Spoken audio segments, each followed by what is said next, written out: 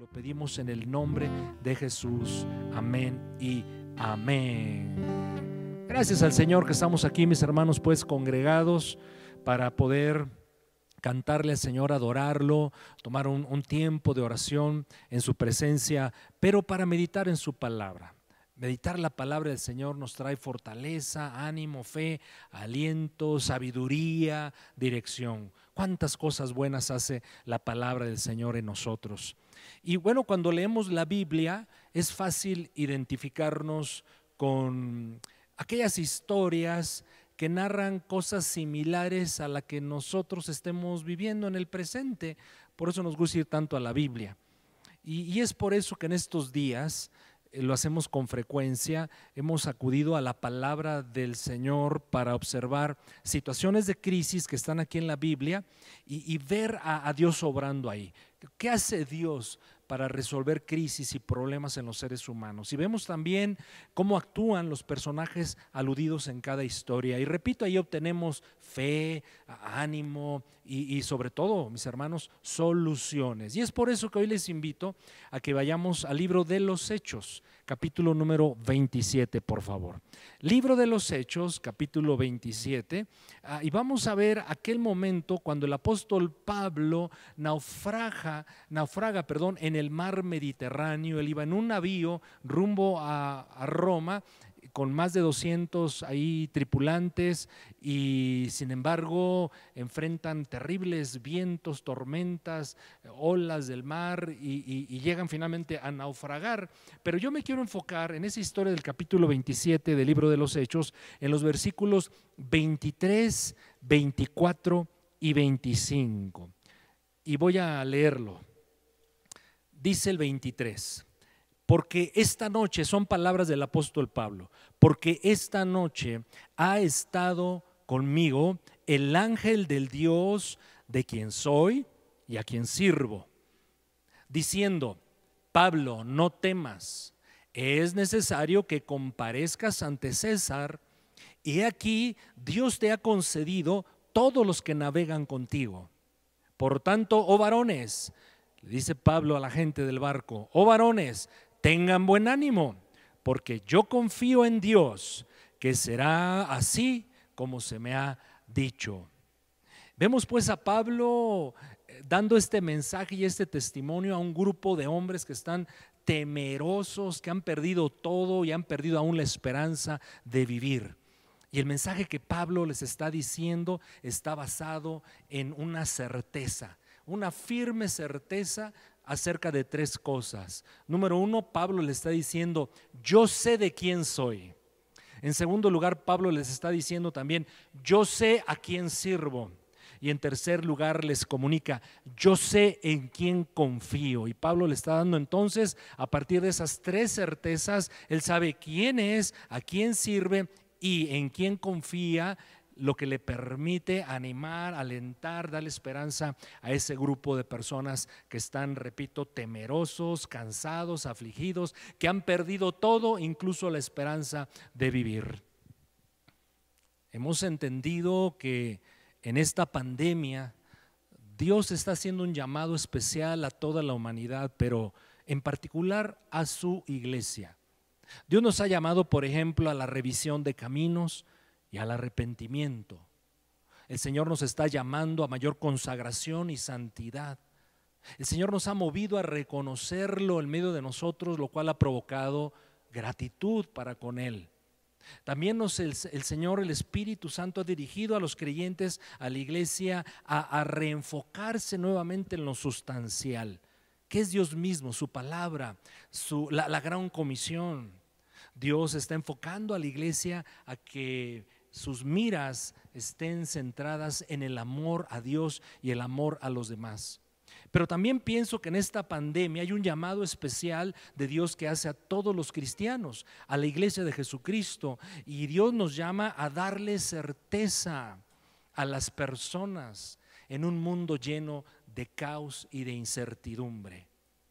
Para entender los versículos que he leído, el 23, el 24 y el 25, tenemos que ver los antecedentes de la historia. Es una historia dramática, linda, emocionante. Comencemos con los versículos 1 y 2. Estoy en Hechos 27, 1 y 2. Dice: cuando se decidió que habíamos de navegar para Italia, entregaron a Pablo y a algunos otros presos a un centurión llamado Julio, de la compañía Augusta.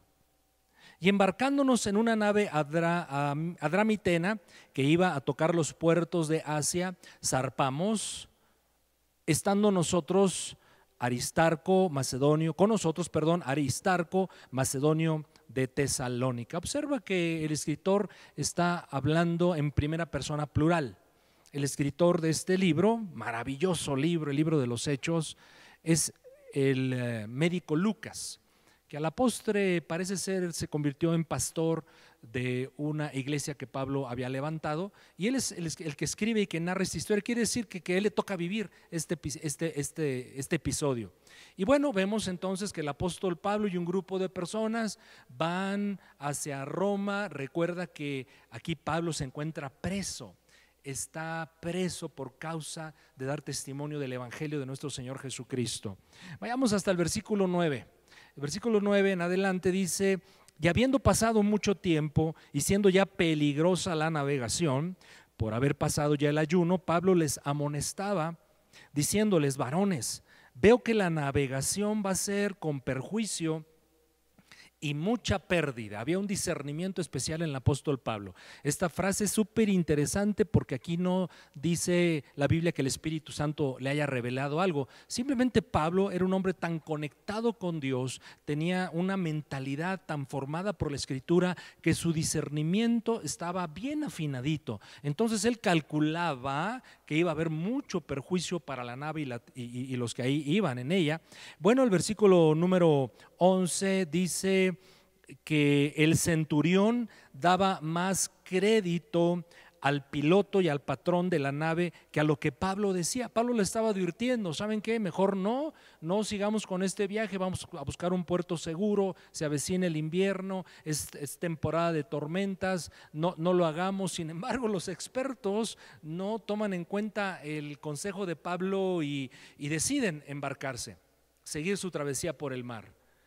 Y yo creo, mis hermanos, que si le hubieran hecho caso a Pablo, se hubieran evitado tantos problemas. Y creo que ese es el gran problema de la humanidad en su conjunto, que tendemos a oír más al hombre que a Dios y a su palabra. Escuchamos más lo que dicen los mensajeros sin Cristo que los mensajeros de Dios. Y podríamos evitarnos tantos problemas, queridos amigos, hermanos, si tan solo escucháramos lo que Dios quiere decirnos permanentemente. Por toda la Biblia vemos que Dios nos quiere hablar y dirigir. Basta poner un ejemplo, como dice Salmos 32:8. Salmos 32:8, contiene una promesa de Dios que experimentamos, por supuesto, en la vida los hijos y las hijas de Dios. Pero mira, si tú quieres ser dirigido por Dios, lo que Dios aquí registra, lo que Dios promete, Él dice: te haré entender y te enseñaré el camino en que debes andar. ¿No te parece extraordinaria esta promesa del Señor que quiere dirigir nuestras vidas? Y termina el versículo 8 diciendo: sobre ti fijaré mis ojos. ¿Qué pasa cuando no oímos la voz de Dios entonces? Lo que dice la historia de Hechos 27, ahí en Hechos 27, ahora el versículo 13 dice que soplando una brisa del sur, pareciéndoles que ya tenían lo que deseaban, levaron anclas e iban costeando Creta. Pero no mucho después dio contra la nave un viento huracanado llamado Euroclidón. Y siendo arrebatada la nave y no pudiendo poner proa al viento, nos abandonamos a él y nos dejamos llevar. Quedó la nave a la deriva. Versículo número 16. Y habiendo corrido a sotavento de una pequeña isla llamada Clauda, con dificultad pudimos recoger el esquife. Y una vez subido a bordo, usaron de refuerzos para ceñir la nave, y teniendo temor de dar con la sirte o en la sirte, arriaron las velas y quedaron a la deriva. Pero siendo combatidos por una furiosa tempestad, al día siguiente empezaron a alijar. Alijar significa que empezaron a la carga que había en el barco, la comenzaron a echar al mar. Y versículo número 19, y al tercer día con nuestras propias manos arrojamos los aparejos de la nave, incluso las herramientas de la nave, esos son los aparejos. ¿Qué vemos aquí? Que cuando no oímos la voz de Dios, mis hermanos, cuando cerramos nuestros oídos a lo que Dios nos comunica en su santa palabra, entonces pueden pasar muchas cosas como le está pasando a este navío. Creo que este navío que está a la deriva bien pudiera ser una especie de alegoría de la vida que tiene la humanidad, que sin Cristo se encuentra siempre a la deriva. Y los que van dentro del barco seríamos todos nosotros.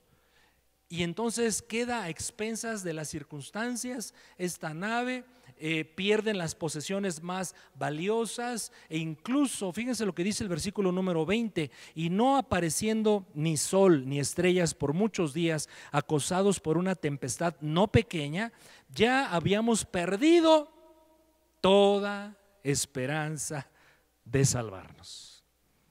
A ese extremo se puede llegar cuando no escuchamos a Dios, cuando insistimos en andar nuestros propios caminos, cuando pensamos que tenemos opciones mejores que la que Dios nos muestra. El versículo 21 dice Pablo: entonces Pablo, como hacía ya mucho que no comíamos, imagínense la escena, ¿no? Imagínense el estado en el cual se encuentran estas personas, asustados, temerosos, a la deriva, con temor a morir y con mucha hambre. Hacía mucho que no comíamos. Puesto en pie, el apóstol Pablo se levanta en medio y dice: habría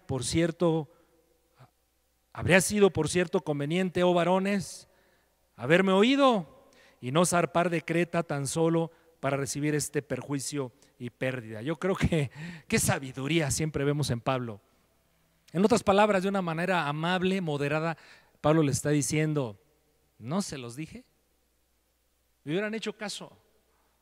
Era una especie de llamado a arrepiéntanse de lo que han hecho. Y así llegamos a los versículos que quiero hoy resaltar, los versículos 23, 24 y 25, que nos están mostrando un hombre, el apóstol, diferente a todos los demás. Vemos en el grupo cansancio, hambre, miedo y sin esperanzas. Pero vemos a un hombre, a diferencia de los demás, que está confiado, que está alentando, que está incluso intercediendo por ellos, que los está animando, los está fortaleciendo y les está dando advertencias oportunas. Nos deja ver pues a un hombre, estos versículos, que en medio de la crisis, en medio de la incertidumbre, en medio de la adversidad, él se siente seguro, confiado, porque tiene tres certezas. Tres certezas. Él sabe a quién pertenece, él sabe a quién sirve, él sabe en quién confía. Entonces nosotros, la iglesia de Jesucristo, en este tiempo que nos tocó vivir y desde el inicio de la pandemia, así lo vimos, así creemos que es, en medio de lo difícil que pudiera ser, de la adversidad, de la incertidumbre, la iglesia se tiene que levantar como una iglesia que sabe de quién es, a quién sirve y en quién confía. Y entonces nuestro mensaje en medio de la incertidumbre debe ser de certeza, aunque parezca contradictorio y paradójico. Tú y yo hemos vivido en este tiempo, a Dios le plació que viviéramos el 2020 para dar certeza en medio de la incertidumbre. Eso es la iglesia de Jesucristo.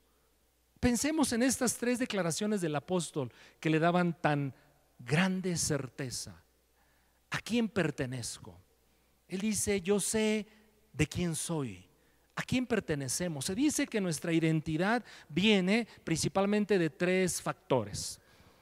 O sea, lo que somos y el concepto que tenemos de sí y el concepto que otros tienen de nosotros, que llamamos a esto identidad, provienen básicamente de tres factores. Número uno, la genética, por supuesto. Todos traemos muchas características de papá, de mamá, de abuelos incluso, y del contexto familiar.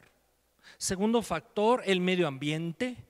La educación, la escuela, las amistades, etcétera. Y el tercer factor, las experiencias que en la vida todos vamos adquiriendo. Pero aunque todo esto parezca ser muy determinante, aquellos que llegamos al camino del Señor, los que tenemos un encuentro con nuestro Señor Jesucristo, aquellos a que el Señor ha rescatado de la vana manera de vivir, les ha salvado, nosotros tenemos una identidad más poderosa, que es lo que nos debe definir. Nosotros sabemos de quién somos, nosotros somos de Dios y nosotros somos hijos de Dios. Sí. Somos el pueblo de Dios. Nosotros no somos ni parte del problema, ni somos víctimas. Nosotros somos parte de la solución por el hecho de ser hijos de Dios, la iglesia de nuestro Señor Jesucristo.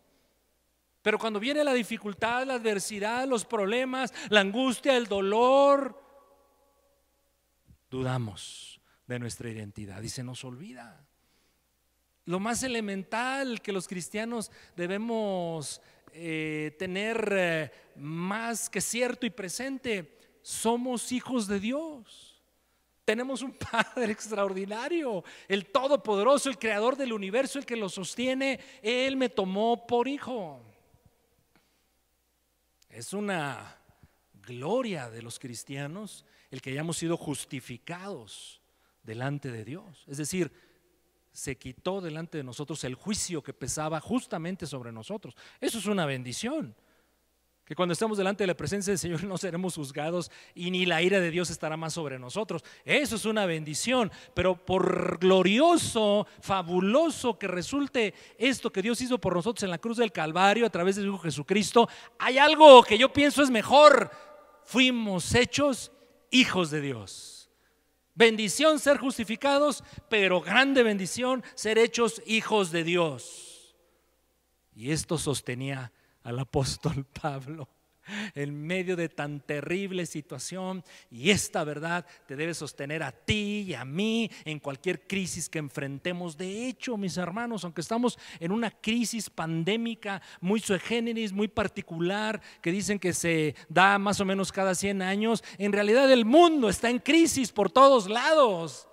Y esta pandemia va a pasar y si Dios permite vendrán los medicamentos y los tratamientos y las vacunas, y a lo mejor se nos van a olvidar muchas lecciones aprendidas, pero el mundo seguirá en crisis. Pero tú nunca debes olvidar que eres hijo y hija de Dios para dar certeza a este mundo en crisis, certeza en medio de la incertidumbre. Baste recordar cuando por revelación del Espíritu Santo el apóstol escribió en el libro de Romanos. Por favor, vayamos a Romanos capítulo 8 y leamos 15 al 17. Dice Pablo: pues no han recibido espíritu de esclavitud para estar otra vez en temor.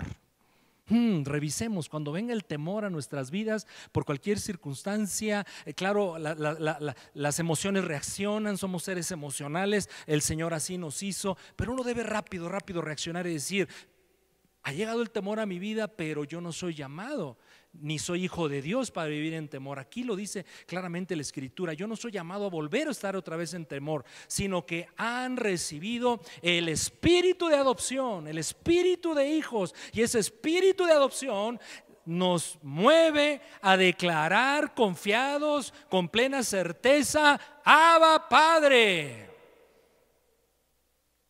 Esa es la más sublime forma en cómo podemos dirigirnos a Dios. Él es mi papá, Él es mi Padre. Versículo 16: el Espíritu mismo da testimonio a nuestro espíritu. Sí, esto no es un asunto de autoconvencimiento. Esto no se adquiere en lecciones de Biblia. Esto no resulta de asistir a un seminario teológico. Es el Espíritu Santo mismo que me convence de que cuando puse mi fe en Cristo Jesús, entregué mi vida, mi ser al Señor Jesucristo, entonces en ese momento fui hecho, pasó uno de los milagros más gloriosos registrados en toda la historia de la humanidad: que un ser humano, un hombre o una mujer, pueda ser hecha hijo, hija de Dios. Versículo 17, y si hijo, es que ser hijos tiene miles de implicaciones gloriosas. Y si hijos, también fifís, dirían algunos, también herederos. Ay, me río, pero de gozo, de alegría, porque yo no sé cuál sea tu situación material, económica en esta tierra. Es cosa de tiempo nada más que te des cuenta que eres riquísimo, porque eres heredero, no de cualquiera. Eres heredero de Dios, pero coheredero con Cristo. Y la siguiente parte del versículo, yo no sé por qué no les gusta a algunos. Quizás el verbo no es el mejor, el gustar. Simplemente es una realidad que el hijo y la hija de Dios va a experimentar frecuentemente en este mundo. ¿Por qué? Porque este mundo está en crisis. Si es que padecemos juntamente con Él. Pero viene después algo hermoso. Juntamente con Él entonces seremos glorificados. Hijos de Dios, qué importante es saber entonces de quién somos. Nuestra identidad venga del cielo, venga del Padre, venga del Hijo de Dios, venga del Espíritu Santo. Te voy a recordar una historia acerca de lo poderoso que es tener esta identidad como hijo y como hija de Dios. Un joven profesor de seminario estaba de vacaciones con su esposa en una ciudad del estado de Tennessee, allá en los Estados Unidos. Una mañana estaban desayunando en un pequeño restaurante con la esperanza de disfrutar una comida tranquila y familiar. Mientras esperaban su comida, notaron que un hombre, un anciano, distinguido en su postura, de cabello blanco, se movía de mesa en mesa. Les llamó la atención. Y rápidamente visitaba y saludaba a los que estaban en ese restaurante. Entonces el profesor se inclinó y le dijo a su esposa: espero que no se venga a sentar aquí este hombre que ni conocemos. Pero ¿qué creen que pasó? Que el hombre llegó a la mesa, lo saluda, le dice: ¿ustedes de dónde son? En voz amigable. Bueno, nosotros venimos del estado de Oklahoma. Qué bueno que están aquí en Tennessee. ¿Y a qué se dedica usted? Le dijo este anciano a este joven o a esta pareja, y le dice este hombre: bueno, yo enseño Biblia en un seminario. Entonces le dice el anciano: tú enseñas a los predicadores a predicar, ¿verdad? Bueno, ¿qué crees? Que te tengo una historia que te va a ayudar para que tus alumnos ilustren sus sermones. ¿Sabes? No lejos de aquí había un niño nacido de una madre soltera, dice este anciano. Tuvo dificultades para crecer porque en cada lugar al que iba siempre le hacían a este niño la misma pregunta: hola chico, ¿quién es tu papá?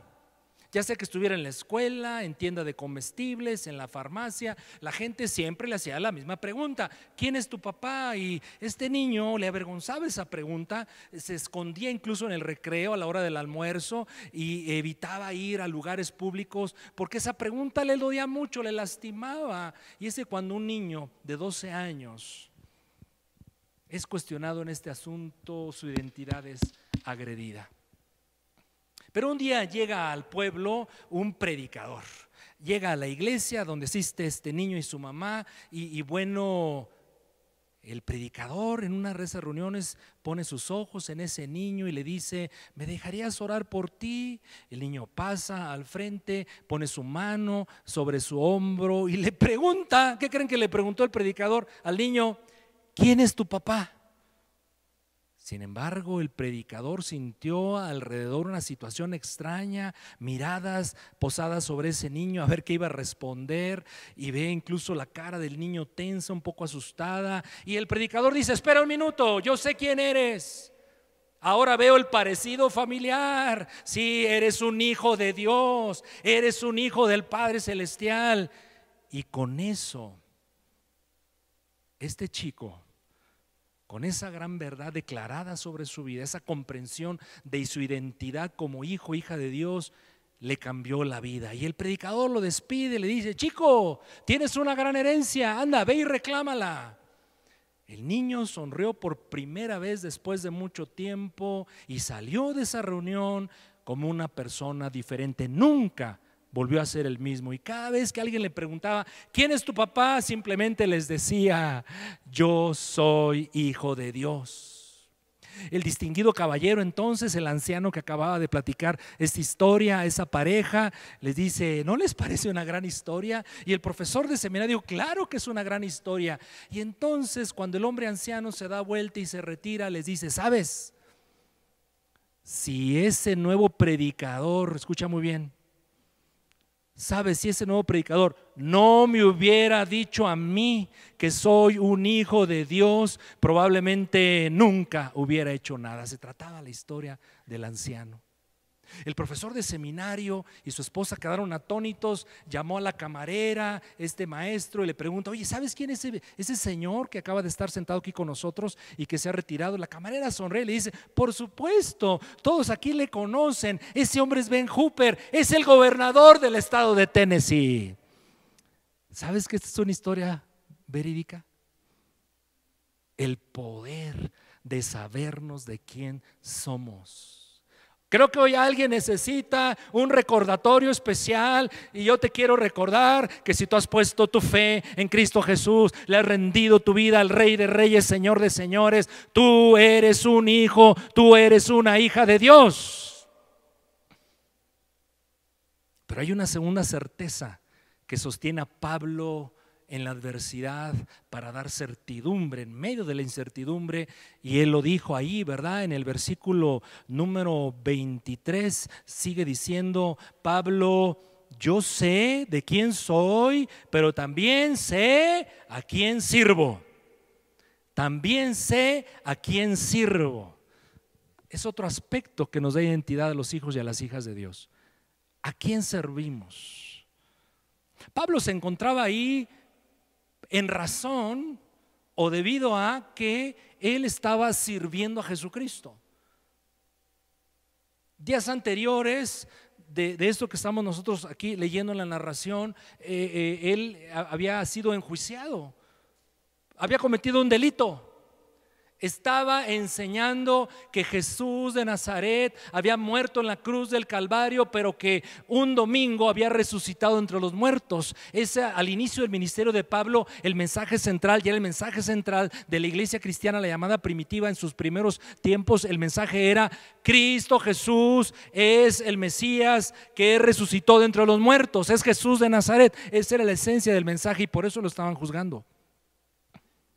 Así es que, en otras palabras, Pablo le está diciendo a este grupo de hombres temerosos, hambrientos, cansados: ¿saben? Yo estoy aquí con un propósito. Yo estoy aquí porque estoy sirviendo a Dios. Y voy a repetir la idea que dije hace un momento. Era como si Pablo les dijera: yo no soy ni parte del problema, yo no soy siquiera víctima de esta circunstancia, yo vengo aquí a cumplir propósitos de Dios. Y esos somos los hijos y las hijas de Dios, llamados en medio de la tribulación, de la crisis mundial, a servir a Jesucristo, bendiciendo a las personas, haciendo lo que Pablo está haciendo ahora, dándoles aliento, ánimo, diciéndoles que fuera de Dios no hay nada, diciéndoles que tomar decisiones sin tomar en cuenta a Dios los lleva a estas crisis. Mis hermanos, debemos reconocer, es una tendencia humana que todos lamentablemente tenemos, pero tenemos que vencerla. Estamos tan concentrados en satisfacer nuestras necesidades, nuestros gustos, resolver nuestros problemas, y entonces no podemos o no queremos, no tenemos oportunidad para ver las necesidades de los que están alrededor de nosotros, y se nos olvida que tú y yo somos parte de la solución de Dios para un mundo en crisis. Servir a Dios es un concepto hermosísimo. Y solamente voy a tomar dos textos para reforzar esta gran declaración de Pablo. Porque a Dios se le sirve en dos maneras. Voy a decirlo así: a Dios se le sirve en lo íntimo, en la intimidad. Y a Dios se le sirve en la circunstancia. Mira lo que dice Romanos 6:22. Romanos 6:22. Mas ahora que habéis sido libertados del pecado y hechos, ¿estás leyendo conmigo? Y hechos siervos de Dios. Sí, sí, sí, viene la identidad de hijo, pero junto con la identidad de hijo viene la identidad de siervo de Dios. Entonces, una vez que fuiste liberado de una servidumbre destructiva, dañina, aniquilante, que es el pecado, ahora en Cristo Jesús has cambiado de amo, pero es un amo justo, es un amo santo, es un amo bueno, es un amo que quiere cosas buenas y excelentes para tu vida. Por eso dice, ahora servimos a ese que es Dios. Entonces, dice Pablo en este pasaje, y es lo que quiero que tú tomes en cuenta: tienen por vuestro fruto la santificación. Tienes por vuestro fruto la santificación. Aquí Pablo está diciendo que una forma de servir a Dios, y que por cierto Él la promueve y le agrada tanto, es que le sirvamos en integridad. El santo, por meramente guardarse en santidad, por el poder del Espíritu Santo, por la influencia de la palabra, ya está sirviendo a Dios. Y Dios se siente complacido. Claro, le está sintiendo, piensa en un momento, le está sirviendo, con sus pensamientos. Sus pensamientos son gratos delante de Dios. Sus pensamientos no dan entrada a consejo del mundo, menos a Satanás. Su ser no consiente las pasiones que antes batallaban contra él, porque ahora sus emociones, sentimientos, su enfoque es agradar a Dios. Ese es el primer servicio que los hijos y las hijas de Dios pide el Señor le hagamos. Todos podemos servir a Dios entonces, ¿no le parece? Pero también se sirve a Dios fuera de mi contexto íntimo. Dice Juan 12:26, Juan 12:26, acerca del servicio que el Señor quiere, desea, nos ha asignado ese rol. Hagamos fuera de nuestro contexto personal. Dice Juan 12:26, si alguno me sirve, sígame. Y aquí viene una tremenda declaración que ameritaría que tú la consideraras en casa más tiempo. Ahora no tenemos, ¿verdad?, el espacio en la predicación, pero dice, donde yo estuviere, dice Cristo Jesús, allí también estará ¿quién? El que me sirve. Dios está haciendo obras en la tierra. Ahora mismo, insisto, en esta pandemia Jesús está trabajando en los corazones de las personas y Él te quiere ahí, a su lado, para que tú seas la voz, para que tú seas el hombro, para que tú seas la boca, ya lo dije, para que tú seas la mano que sostiene, para que tú seas los pies que cargan. Donde yo estoy obrando, ahí va a estar mi servidor. Por eso, si alguien se queja, y perdónenme si aludo a alguien e incomodo, pero es la verdad, si alguien se queja de que no está haciendo nada para Dios y que su vida cristiana es sosa, aburrida, entonces no estás donde Cristo está obrando. Ahí estará mi servidor. Pero viene una promesa extraordinaria que Cristo Jesús le hace. Escucha muy bien, ya no es una promesa a los hijos se les da herencia. Pero a los siervos mira lo que se les da. Si alguno me sirviere, mi Padre le honrará. Mi Padre le honrará. No cualquiera. Perdemos el tiempo. Perdemos el tiempo buscando honra de los hombres, reconocimiento de la sociedad. Eso es inútil. Si tú sirves a Dios, sirves a Cristo Jesús, no te preocupes, Él te va a exaltar de una manera justa, limpia, linda, buena, santa, como solo Él podría hacerlo. Leí recientemente una historia, yo creo que es real lo que te voy a platicar porque la comparte un pastor muy reconocido a nivel mundial, un pastor coreano. Él narra esta historia como verídica porque lo tocó de alguna manera vivirla de cerca, indirectamente. Y es que hace muchos años, muchas décadas atrás, Corea del Norte invadió Corea del Sur. Y ustedes saben, el sistema comunista es anticristiano totalmente y hubo una persecución terrible contra la iglesia cristiana y expulsaron a muchos pastores. Muchos cristianos fueron expulsados en esa época, pero ¿qué creen? Llegó el tiempo en que un pastor dijo, no, sí me han expulsado, pero yo no voy a dejar de servir a Cristo Jesús. No voy a dejar de servirlo. Y entonces él, expulsado de su comunidad, todas las noches venía a la ciudad a buscar a las familias de su antigua iglesia y tenían sus reuniones ahí en secreto, en la noche, en la madrugada. Y era una bendición el trabajo que este hombre estaba haciendo. Pero llega el invierno y un día en esas noches que él está retornando a la ciudad, le coge una gran nevada, la nieve llega a muchos centímetros de altura, se pierde él en la tormenta de nieve, no sabe qué hacer y bueno, dice, ¿ahora qué voy a hacer, Señor? No hay ni siquiera un lugar donde resguardarme, aquí me voy a morir. Pero él recuerda, como el apóstol Pablo, a quién está sirviendo.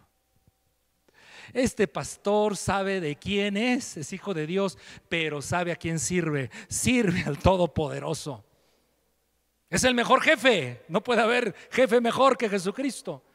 Y él de plano le dice, Señor, estoy muy cansado, tengo mucho frío, ya no puedo más, yo aquí me voy a dejar caer. Y se deja caer en la nieve. Haz conmigo lo que quieras, yo soy tu siervo, tú me mandaste aquí, tú sabrás qué hacer. Y se duerme. ¿Cuál es su sorpresa al día siguiente que salen los primeros rayos del sol? Él abre los ojos, no siente frío, se siente incluso a gusto, calientito, voltea así su rostro. ¿Y quién creen que está a su lado cobijándolo? Un tigre de Bengala. Es una historia real. Dios envió un tigre para abrazarlo, para arroparlo. Y narra este testimonio este pastor que incluso le da un buenos días, el tigre le da una lamida con su boca en la cara y se va. Es que servir al Señor, mis hermanos, aunque tiene tantos retos, nos toca lidiar con tanta oposición. Ciertamente la vida corre peligro, no se nos olvide, Dios nunca nos dejará ser avergonzados. Decía un obispo anglicano, me gusta esta frase, te la comparto ya para pasar al último punto de mi mensaje. Decía un obispo anglicano, somos inmortales, los siervos de Dios, somos inmortales mientras no hayamos llevado a cabo la obra que Dios nos ha encomendado. Si tú no has terminado lo que Dios te ha asignado, todavía no te puedes morir. Y era lo que Pablo sabía. A mí Dios me comisionó ir a Roma a predicar el evangelio a autoridades, a importantes. No me puedo morir en este naufragio. Y vayamos entonces a la tercera certeza, y no tomaré mucho tiempo porque es algo en lo cual enfatizamos permanentemente, que hemos compartido muchísimo, sobre todo en últimas semanas, pero tiene que ver con lo que dice el versículo número de Hechos 27. Hechos 27 dice el versículo 25: por tanto, varones, tengan buen ánimo, porque yo confío. ¿En quién confía? En que va a pasar la tormenta, en que el banco no se va a hundir. Echémosle ganas, en que somos muy hábiles para navegar. Yo confío en Dios. Yo confío en Dios. No confío en aquellas cosas, confío en Dios. Y sé que será así como se me ha dicho. ¿Y qué se le había dicho? El versículo 24, un ángel se le apareció, y es otro tema, ¿verdad? Tremendo, el de los ángeles, que son ministros de fuego enviados a bendecir a los siervos del Señor, a los hijos de Dios. Ese ángel en el versículo 24 le está diciendo: Pablo, no temas, es necesario que comparezcas ante César. Pablo, aquí no te vas a quedar. Pablo, este naufragio no te va a destruir. Pero Pablo, como sabe que él es enviado para ser no parte de problema ni víctima menos, sino bendición en tiempo de crisis, miren, le dice el ángel a Pablo en la última parte del versículo 24: Pablo, Dios te ha concedido todos los que navegan contigo. Pablo estaba dando ánimo, advertencias, aliento, fortaleza, consuelo, sabiduría, dirección, pero Pablo estaba haciendo además algo estratégico. Estaba orando, intercediendo por los que estaban sin esperanza. La iglesia de Jesucristo es llamada siempre, más en este tiempo, a orar por nuestras comunidades, por los que aún no conocen al Señor, por aquellos que la están pasando mal. Pablo confía entonces en la promesa de Dios. Sí, confiar en la palabra del Señor nos da certeza. Abrazar sus promesas nos da seguridad. No hay nada más sólido, no hay nada más estable, no hay nada más inconmovible que la bendita palabra del Señor. Y Pablo se toma de la promesa. El ángel le dice: Pablo, es necesario que comparezcas ante César. Lo digo nuevamente, traducción para Pablo es: aquí no me voy a quedar, aquí no me voy a morir. Aunque el barco, y así sucedió, naufragó y se perdió y finalmente fueron a dar a una isla todos. Sin embargo, Pablo pudo haber dicho, como muchos dicen, ningún cristiano lo debe hacer, por supuesto: bueno, yo ya me salvé, ni modo, ahí se ve. No, Pablo dice: Señor, ya me salvaste a mí, quisieras también salvar a estos que vienen conmigo en la nave. Y dice la Escritura que Dios se lo concedió. Dios se lo concedió. Repito, no abundaré en esta certeza de confiar en Dios, que es confiar en su palabra, porque hemos enseñado mucho al respecto. Pero confiar en Dios es confiar en su palabra. Así de simple, pero así de trascendente. Confiar en su palabra, confiar en sus promesas, confiar en lo que Él dice en este libro, es una de las herencias. ¿Se acuerdan que los hijos de Dios tenemos herencias? Las promesas de Dios son parte de mis herencias. Yo recuerdo, todavía no nacían estas dos preciosas que están enfrente de mí, mis hijas. Era yo soltero, estaba por casarme. De hecho, me casaba al día siguiente. Era un viernes por la noche. Y yo no tenía dinero para pagar el salón de fiesta que era mañana. Y fui a la iglesia, una iglesia pequeñita en número, a la que siempre he pertenecido. Y hace muchos años, era pequeña en aquel el tiempo. Después el Señor se glorificó y creció numéricamente de manera muy importante. Incluso llegó a ser un ministerio bien relevante aquí en la comunidad. Y bueno, en esa iglesia yo fui a escuchar la palabra.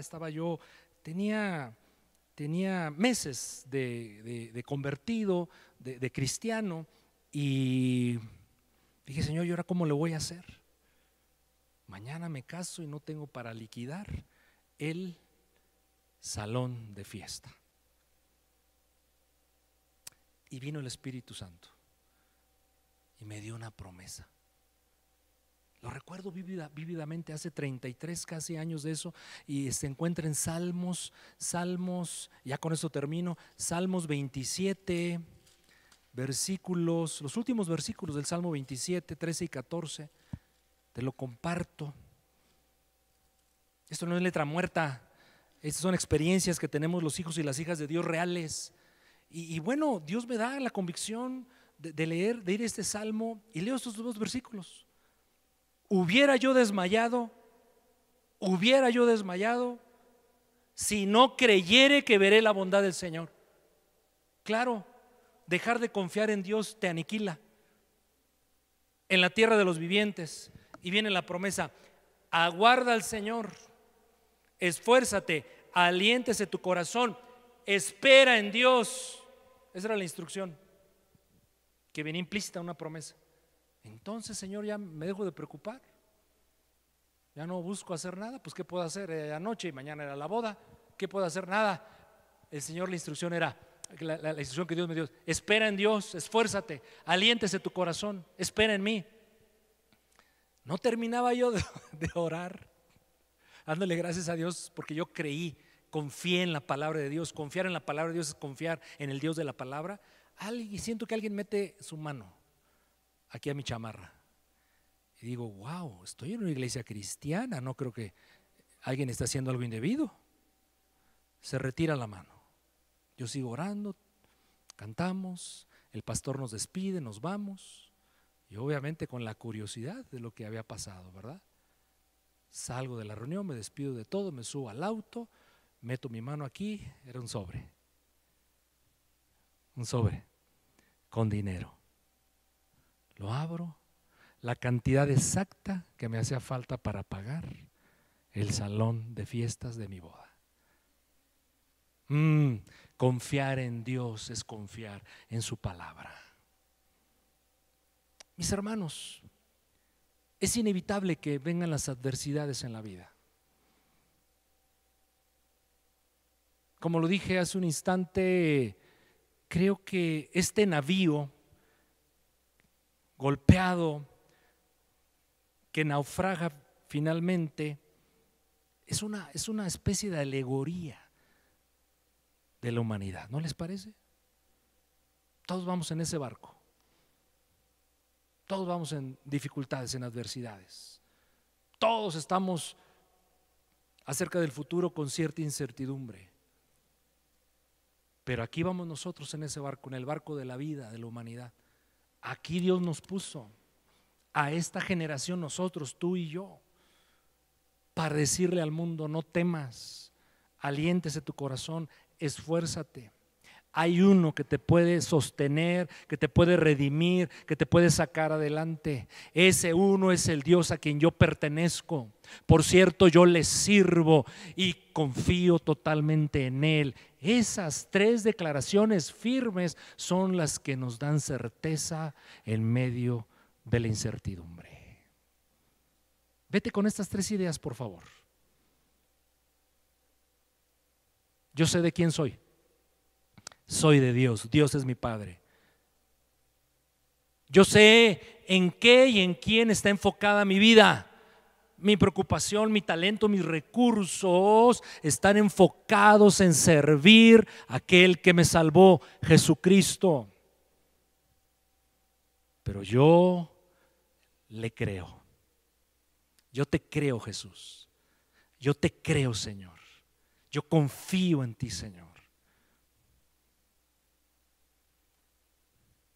Esto es lo que nos da certeza en medio de la incertidumbre. ¿Qué te parece que oremos al Señor y tomemos un tiempo para bendecirlo, para adorarlo, para darle gracias por su palabra y para que su Espíritu Santo y la misma palabra formen en ti estas tres convicciones? Que sepas de quién eres, a quién sirves y en quién confías.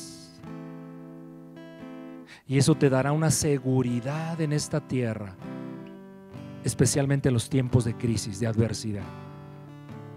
Tendrás certeza en la incertidumbre y comunicarás, contagiarás, divulgarás esa certeza a los que te rodean y más allá. Vamos a orar. Padre, te damos gracias por tu bendita palabra. Gracias, Señor, porque eso es tu palabra, es viva y eficaz y nos alienta y nos enfoca y nos corrige y nos equipa. Pero, Señor, hay tres verdades que yo quiero sean realidad en mi vida, certezas, convicciones inamovibles. Señor, que yo pueda decir de quién soy. Yo soy tu hijo, Señor, te pertenezco a ti. También, Señor, que pueda yo con toda honestidad revisar mi vida y ver, pero realmente te estoy sirviendo, Señor. O mi vida es fácil, mis hermanos, evaluar a quién servimos. Nada más observa principalmente dos recursos que tenemos: tiempo y dinero. Tiempo y dinero son de los recursos más importantes que tenemos en la vida. Obsérvate en qué los enfocas. ¿Los enfocas hacia ti, tus placeres, tus conveniencias, tus conflictos, tus sueños? ¿O los tienes dirigidos para honrar a Jesús, para predicar el evangelio, para promover el reino de Dios, para exaltar su nombre, para que más y más le conozcan? Pero, Señor, hoy más que nunca necesitamos tomar una firme decisión: la de confiar en ti. Confiamos y esperamos en ti. A tu buen cuidado, Señor, nos encomendamos. Creemos en tu palabra, abrazamos tus promesas. Señor, y aquí estamos en tus manos. Te plació, Señor, salvar al apóstol Pablo y a todas las personas, más de 200 que iban en esa nave. y lo llevaste a puerto seguro y seguiste haciendo milagros a través de su vida y Él siguió sirviéndote. Pero llegó el día, mi Dios, en que habiendo Él cumplido su misión en esta tierra, Él dijo: yo estoy preparado, ya estoy listo, he acabado la carrera, la buena batalla de la fe la he terminado, y la terminó en paz, satisfecho. Señor, sea el día en que nos quieras levantar a tu presencia, y esperemos sean, por supuesto, dentro de muchos días, esta fecha inaplazable, que podamos terminar como el apóstol, satisfechos de haberte creído y servido como hijos e hijas de Dios. Te lo pedimos en el nombre de Jesús, y todos decimos amén y amén. Sí, mis hermanos, eso es nuestro Dios. Es un Dios de certezas en medio de la incertidumbre, de certeza en contra de toda adversidad. Que Dios te siga bendiciendo, que Dios te siga guardando. Pero veo que